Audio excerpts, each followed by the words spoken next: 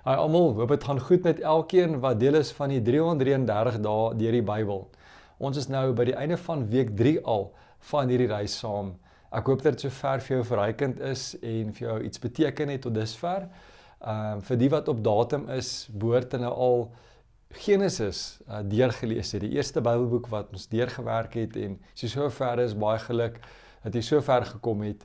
Binnekort sal ons ook die evangelie van Johannes klaar gelees hê en dan het ons natuurlik 2 nuwe Bybelboeke wat dit vervang, naamlik Exodus in die Ou Testament en dan gaan ons met Hebreërs begin in die Nuwe Testament. So as jy miskien dalk bietjie agter geraak het, wil ek jou vandag net kom aanmoedig te sê moenie dat dit jou onderkry nie. Die belangrikste is om konstant te wees dag tot dag. Al kom nie by alles uit om te sê ek is in 'n ritme en 'n gewoonte om daagliks Bybel te lees. Van die wenke wat jy kan gee is om dalk te dink oor hoe kan jy van die Bybelleesdele opdeel in die oggend en die aand. Te sê dalk gaan ek die oggend die Ou Testament deel lees en dan in die aand die Nuwe Testament deel om dit dalk op te breek vir jouself. Wat sekere mense ook doen is om byvoorbeeld sekere gedeeltes, kom ons sê die Ou Testament deel as 'n audio Bybel te luister terwyl hulle dalk ry op die pad, werk toe of iewers doenig met iets is en dan 'n ander deel byvoorbeeld kom ons Nuwe Testament dan meer deeglik lees. Hoe ek al sê, ek dink jy moet vir jou 'n plan uitwerk wat vir jou gaan werk en volhoubaar gaan wees deur die loop van hierdie 333 dae wat jy op reis is. So wat ek belangrik net vir jou wil sê vandag is rondom die konteks van boeke. Ek het dit genoem in die heel eerste video van die belangrikheid van konteks. Met ander woorde te verstaan vir wie is sekere goed geskryf en hoekom is sekere goed geskryf en hoe dit van toepassing op my lewe in 2026 of nie van toepassing op my het nie. Hoekom ek spesifiek dit noem is wanneer ons nou beweeg in die Bybelboek van Exodus in. Exodus is bietjie anders as Genesis in die opsig van daar is baie minder narratief, baie minder storievertelling binne die boek en meer instruksies wat gegee word en riglyne wat gegee word en jy gaan dit begin sien nou in Exodus, maar jy gaan dit verder sien nog meer, selfs in Levitikus en Numeri wat nog op pad is, baie klomp reëls en regulasies in die goed en ek wil jy moet nie afgeskrik word deur daardie goed nie. Ek dink ek sou aanbeveel gaan kyk na die Bible Project se video ook oor Exodus. Ek het dit ook in die link van die dagstukkies nou bygesit.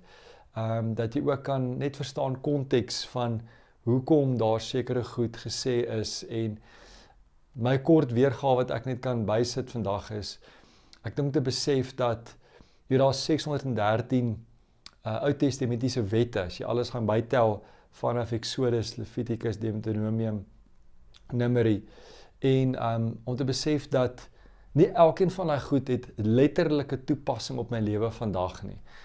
Dis hoekom ons 'n boek Hebreërs ook baie strategies saam belyn met hierdie gedeeltes nou, want Hebreërs gaan nie help om ook 'n groter prentjie te sien van die heenwyse van die Ou Testamentiese offers na Christus toe en hoe Christus hierdie goed kom vervul het sodat ek nie meer onder daardie las van die gedetailleerde wette te wees nie. Ons lewe onder die wet van liefde, onder die wet van genade en ons sal daar later weer gesels, maar ek wil maar net vir jou solank 'n heads up gegee het om nie afgeskrik te word deur daai goed nie.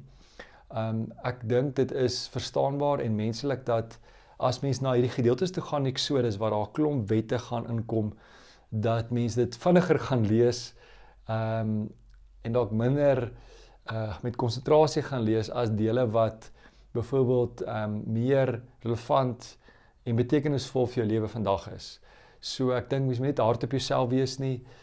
Ek eerlikwaar, ek lees ook baie van hierdie gedeeltes waar daar 'n klomp reëls, ek lees dit, maar ek lees baie vinnig deur dit, eerder as waar ek in diepte elke woord bestudeer of elke sin bestudeer.